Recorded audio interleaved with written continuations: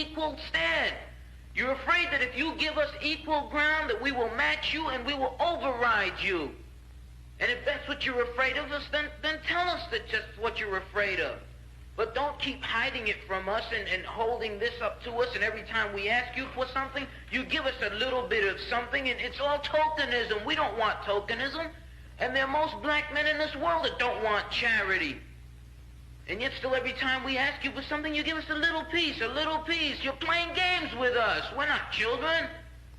We're big men. I've seen my father have to put up with all kinds of stuff. He was a big man. He raised a family. He went down south, and he had to go around to the back door with his wife. We're not asking for anything. We're not asking for any favors. All we want is what's ours. We have. They sat through it.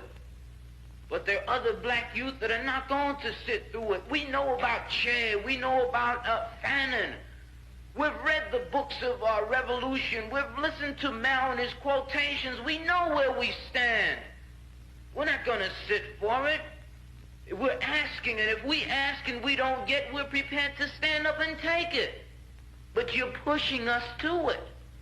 You're leaving us no choice. We're asking, we're begging. Our fathers asked, our grandfathers asked, and yet still they asked and asked and asked, and you refuse to give them anything.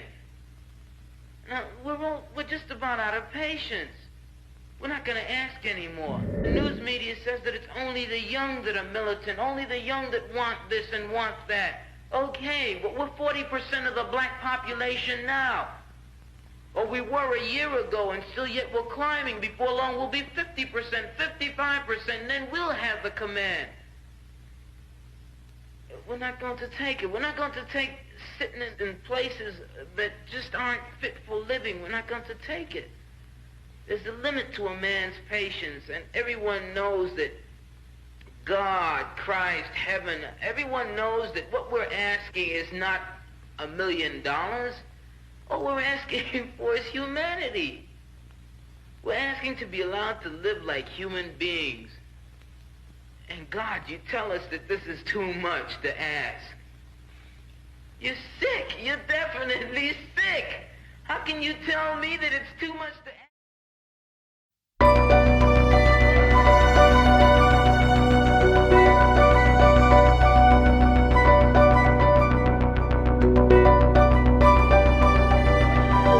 The first National Black Political Convention was more than a group of blacks interested in politics convening to discuss this issue. It was perhaps a final warning to the American political system.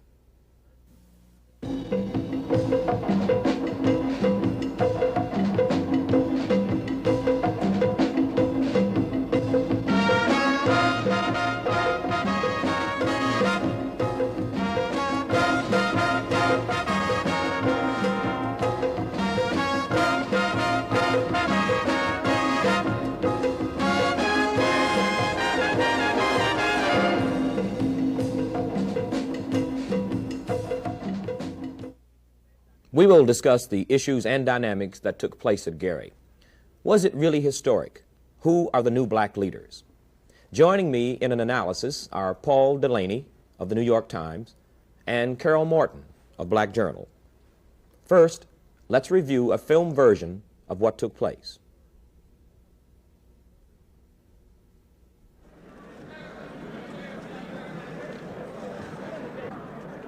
Let us all stand and sing together the Black National Anthem. Lift every voice and sing.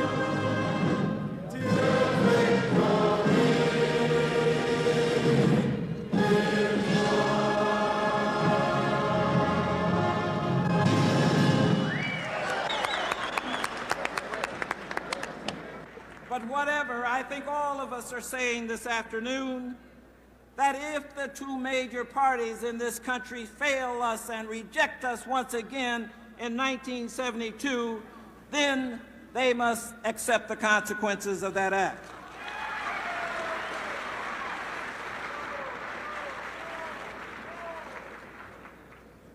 Now, black people have broken out of the two-party mold before. I might point out that this time, the rupture might well be permanent. All of you remember the Free Soil Party, the Virginia Readjusters, the Greenbackers, the Populists. Blacks tried them all.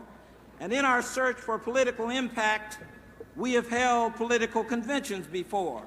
This is not the first time blacks have assembled to chart their political course.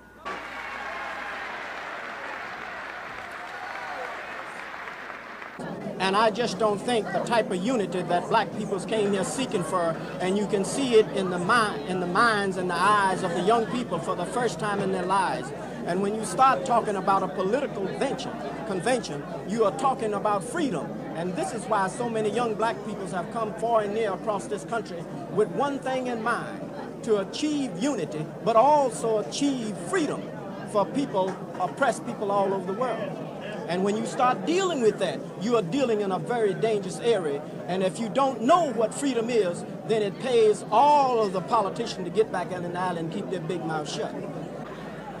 Well, despite the fact that this might look like some disunity, that is the so-called inconveniences which we've been experiencing, the fact that all of us are here is proof positive that we can do it and that we can respond. And I think this is a tribute not only to our self-knowledge of ourselves and also representative of our frustrations too, but it also serves too as a sign that there are still some of us who not only have hope in the so-called future, but that there are still some of us who are willing not to work within the system, but to work within a structure unlike the system, but to change it for the better. I'm quite sensitive to some of the basic managerial and organizational problems that the conveners would have. And after we got beyond the real problem of credentialing and certifying credentials from the different delegations, I think it went relatively smoothly. And we, in fact, will have spent an entire day almost looking quite specifically at the different resolutions that have come forth from the state delegations. And so I think we did a very creditable job. I'm quite pleased with what we were able to accomplish over the last couple of days.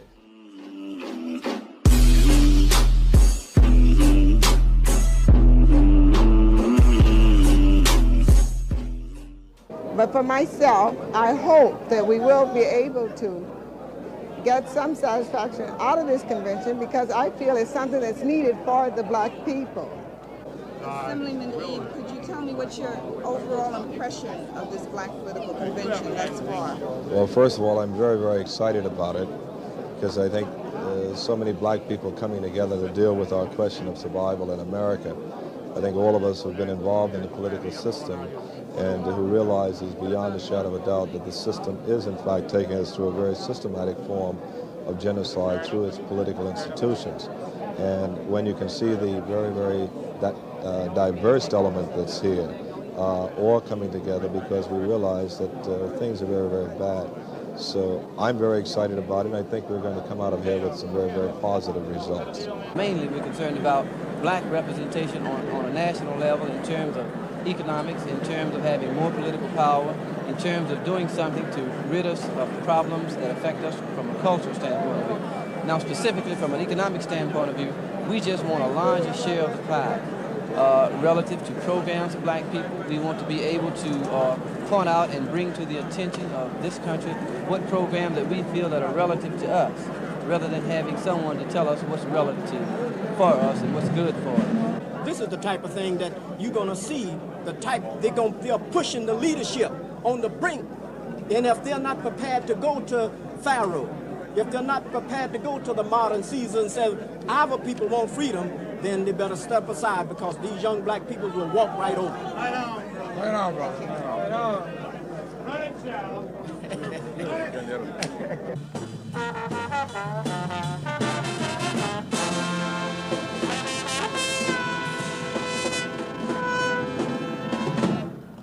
one central question that could have torn this convention apart, I think, has been smoothed over and has not become an issue at all, and that is whether or not this convention would endorse black presidential candidate Shirley Chisholm of Brooklyn.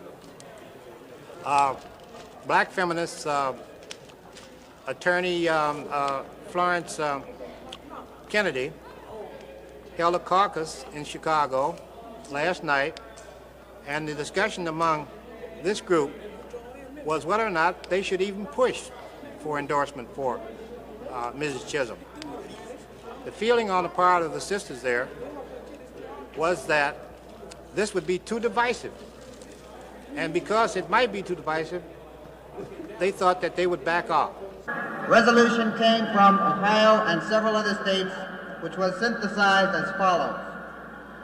Whereas the purposes of the National Black Political Convention are the development and adoption of a national black agenda and arriving at a common accord on the problems from which all black Americans suffer, therefore be it resolved that the National Black Political Convention does not and will not endorse any candidate for election to the office of President of the United States at this time.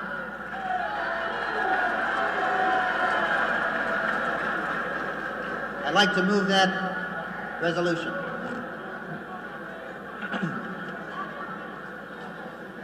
Resolution heard by the Assembly. Is there a second? Is there a motion to adopt that resolution? Ohio. Mr. Chairman, Ohio second that motion. Ohio seconds the motion that the National Black Political Convention not endorse at this time any candidate for President of the United States. Can we move the question? Louisiana. Again, Mr. Chairman, the Louisiana delegation submitted a resolution which in all practical purpose calls for a third party.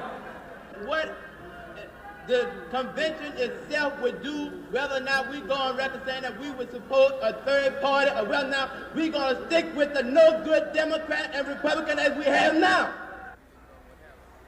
The convention finally decided not to back any political candidate for president.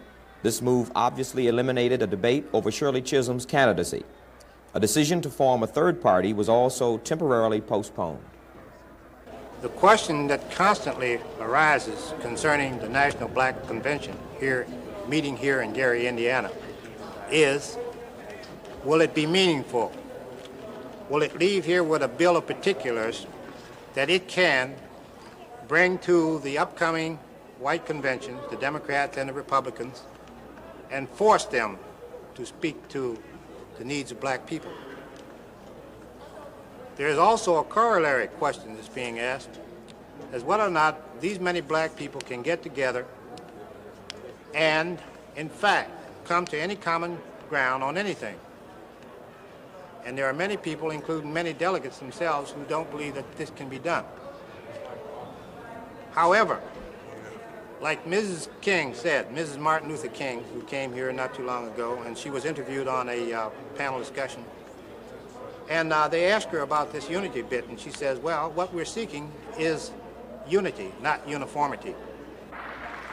Okay, now, to give you a reestablishment of exactly where we are, we have had a roll call of states and certified the number of delegates in those states that can vote.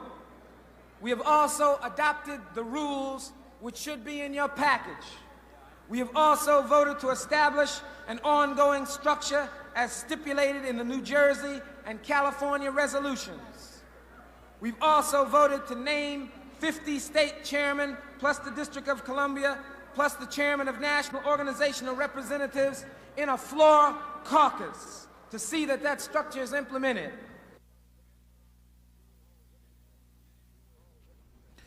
Paul, what do you think the real significance of the convention was? Tony, I think the real significance of the convention was the further politicalization of black people. I think the people attending this convention will take this unity theme back to their communities and do the homework and the groundwork that they failed to do in the past, like getting out to political organizations within their communities. And I think you're going to see it in this year, beginning this year, much more political awareness on a local level as a result of this convention. Well, there obviously will be more political awareness among blacks. As a matter of fact, there is now. I wonder, though, if that's going to be translated. There's one thing talking politics, and there's another thing when you have to ring doorbells, register voters, take people to the polls, and these kinds of things. In either of your view, do you see that, as a potential? This is the problem. I think this is the problem that the leaders are going to have to deal with. That, as you recall, we've had a lot of failures because of the inadequate campaigns, the inadequate campaigning, failure to do groundwork. For example, I think the reason Andy Young isn't in Congress today is because of that. If the Andy Young campaign could have gotten out more black voters, he would be in Congress today. This is what the black leadership is going to have to realize and to come up with devices, methods to assure at least a healthy black turnout. Carol, what did you observe as a general convention tone or theme? Well, I think one of the most discernible results was that so many black people, over 8,000, could get together and work under some guise of operational unity, work towards meeting black people's political needs. I think that was one of the foremost results of the convention. I think also when you mention operational unity, we really have now to seriously, black and white people, address ourselves to Imamu Baraka, who is the author pretty much now of operational unity. And I would say that at this point is showing operational unity. What do you think of that, Paul? I think somebody commented to Baraka, as a matter of fact, that he seems to be much more of a politician than a poet. And I think that was very true during this convention. Somebody else has commented that only Baraka could have held that convention together. Many people said that. As it was held together. Do you see this as his acceptance generally, his emergence as a real force to be reckoned with in black America? Yes, I think so. I think what Baraka has done is merely put on a national level what he had done in Newark, which resulted in the election of Kenneth Gibson as mayor.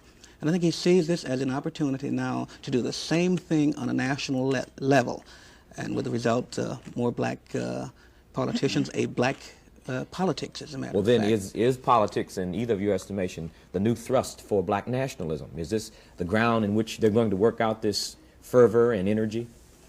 I've always thought that blacks would have to move politically, decisively politically, more so than economically. I think there are some forces in the black community that think we can move economically. We should put economics as our main priority. But I think we're in a much better position to go politically and then accrue some economic power. Of course, there are many people who say that all institutions are basically political, and that any economic development has to follow political decisions. Definitely. Right. Definitely. Tony, I think we ought to remember what Imamu Baraka said first, and later Mrs. Coretta Scott King said, and that was that at the convention, the delegates should try to work for unity without uniformity. I think that's a very important thing to remember. I think that was very, very much brought out. I was very much emotionally moved when Mrs. King was introduced. The way I observed it was that I think a lot of delegates there who would be identified as nationalists, who would be identified as enemies of integration, and Mrs. King has to be a symbol of integration, being that her husband was an author. In this standing ovation, this very emotional thing, these nationalists, so to speak, were saying to her that we love you. I think this is a credit again to Baraka, and who I don't think he's compromised himself at all as a nationalist in getting nationalists to at least change tactics. In a position paper, he stated that we've got to be realistic and deal with this real thing as it is and move from there. And I think he will his idea is to guide, to work with a system, with what's there now, but never losing touch with his nationalism. Well, what's there now, in many people's opinions, is very much an asset to black people. The fact that black people are over 50% population in many, many cities, many towns, really lends to, for the first time perhaps, the hope of the political process to change the condition of black people. And I think Baraka sees that very clearly. Definitely, and I think this convention can put sort of a fire in, and give a thrust to the movement of blacks within the inner city to become politicians and to become mayors and to run the cities. Absolutely. The one thing that I'd like to point out was that I know I was personally rather dismayed and upset by the reporting generally in the white papers and television of what was going on there. I think it was highly distorted. I don't believe that a person could accurately, by reading the papers that I was reading, which were mostly the Chicago area papers, could have gotten a real true perspective of what was going on. I can cite specifically Angela Parker. What papers does she write for? The Chicago Tribune. Chicago Tribune. Her leads were consistently negative. The emphasis in her stories, and she is black, so we can't always say that white writers distort or don't understand what's going on. Her articles consistently spoke to divisiveness. One head she had said that Hatcher and Jesse Jackson were in a feud. That really wasn't true. Hatcher said that he would give the traditional parties one more chance. He didn't say that he wouldn't form a third party. Jesse Jackson said he would like to form a third party now, but he didn't say he wouldn't give the traditional parties another chance. So they weren't really arguing. They were just saying the same thing in a different way.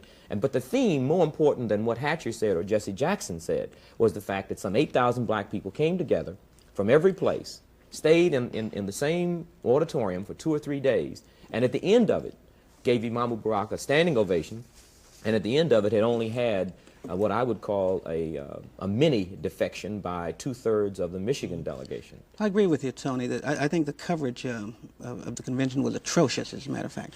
And I think the white press was looked upon this as possibly another demonstration, and at a demonstration you send your reporters out and to look for the disruption, and there's the story. I think they missed the point of 8,000 black people being in Gary, and they missed the significance of this. And certainly, so far, very few papers have dealt with the future of this. And I don't think they know how. A lot of them just don't know how, frankly. But their coverage was, I think, very unfortunate. Which brings us, I would like to get anyone's review. Carol, how did you see the walkout by 2/3 of the Michigan delegation?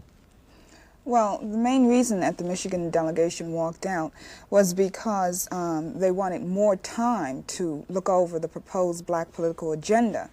And what had happened was there were various factions who did not want more time. There were some who wanted who wanted 90 days, and there were some who wanted to compromise and said 65 days.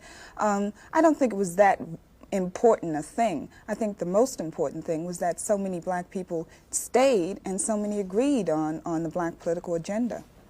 Paul, you have any reaction? Yeah, I think the Michigan delegation, probably more so than any other delegation, was composed of traditional labor union types. And the labor union types, this was a move by them. Hopefully they would start the walkout to delay consideration of this agenda that I wouldn't think labor could accept, but certainly the majority of black people at that convention could accept.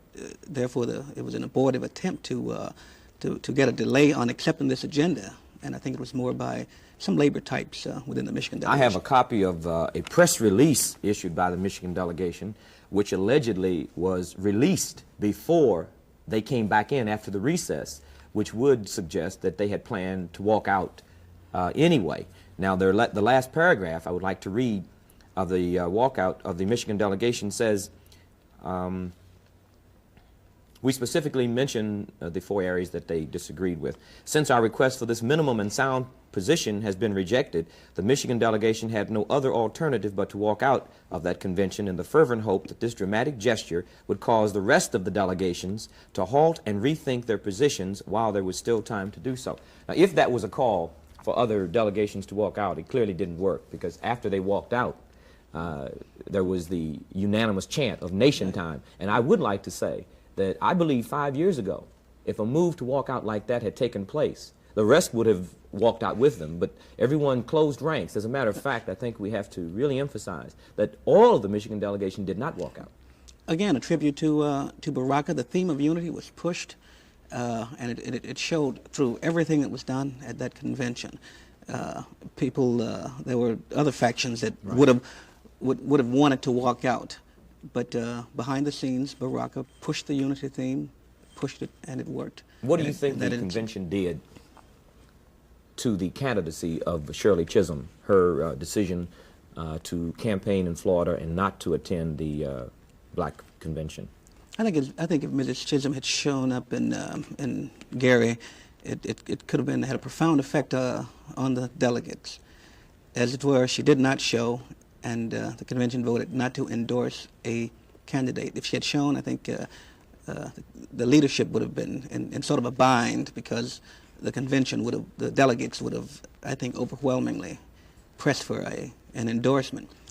And I think by staying away, and of course the poor showing in Florida, I think it puts there's a question of credibility now in the black community, I think, with Mrs. Chisholm. Well, speaking of her showing in Florida, do you know what the percentages of her, what percentage of the black vote she got as opposed to the other candidates? She got around 12 to 13%, and of course Hubert Humphrey, last figures I heard, had about 40%, which of the is black of course vote. 3 times more black votes. This is the black community, more black votes than Mrs. Chisholm, and obviously shows that the black community in Florida, at least, certainly turned its back on Mrs. Chisholm overwhelmingly. Do you think that there would have been a different reaction from the blacks in Florida if she had been acknowledged as the black presidential candidate by that convention? I think so. I think it would have been. I think it might not have made her a winner in Florida, but I think certainly in the black community she would have made a much better showing. Now there is the issue of busing, and I think that Roy Ennis from CORE, who made the resolution against busing, which finally was passed, pretty much felt the tone of that convention. I would like to get your comments. I'd like to read his resolution. We condemn racial integration of schools as a bankrupt, suicidal method of desegregating schools, based on the false notion that black children are unable to learn unless they are in the same setting as white children. Carol, you have any reaction? Yeah, I think that's very important to see that at a convention with such a large diversity of people there. They had the National Association for the Advancement of Colored People represented. They had the National Council of Negro Women, as well as the Congress of African People and other nationalist organizations. But such a diverse group of people there, and they should come up with something that is not for busing. I think that's very significant, that so large a group of black people are against busing. That also means that very possibly, the results in Florida, for an example, the number of whites who were against busing, I think, was 76%, and the number of whites who were for quality education, which is the new code word for separate but equal, which is really what the black nationalists are saying, that do not put the money anymore into white schools and let us hassle over going to your schools. Let us put the money equally into our schools and build up our schools and make them firm. Has really brought black nationalism and right-wing politics into the same household, saying the same thing. Yeah, and I think it's going to, in the future, cause some conflict within the black community. The black community is going to have to resolve that itself, because there was no question that the feeling of the majority of the conventionaires was against busing, obviously. True, and some of the, I think the final form of the resolution was that we have to give the brothers in the South, yes, who cannot have their politics associated with some Southern governors, although we are against busing, we have to say that they have to look at busing in an individual pattern in their particular areas. I'd like to thank you very much, Paul, for joining us. And next week we're going to have Imamu Baraka as our guest to further discuss the convention.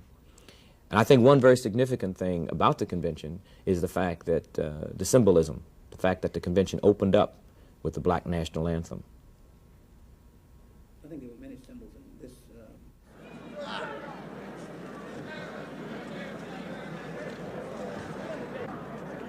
Let us all stand and sing together the Black National Anthem. Lift every voice and sing.